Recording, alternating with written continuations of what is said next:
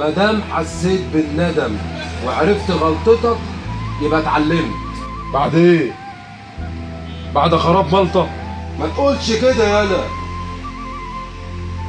انت لسه بصحتك، لسه حبلك على ظهرك.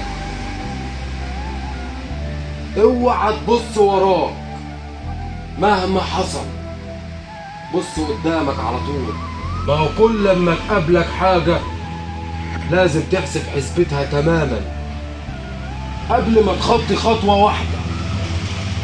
جايز ممكن تقع وما تقدرش تقوم. انا من بعد اللي انا شفته وما بقاش عندي امل في اي حاجة. غلطان غلطان وما ينفعش تكرر غلطك. المهم انك ما تستسلمش، لازم تقوم على طول.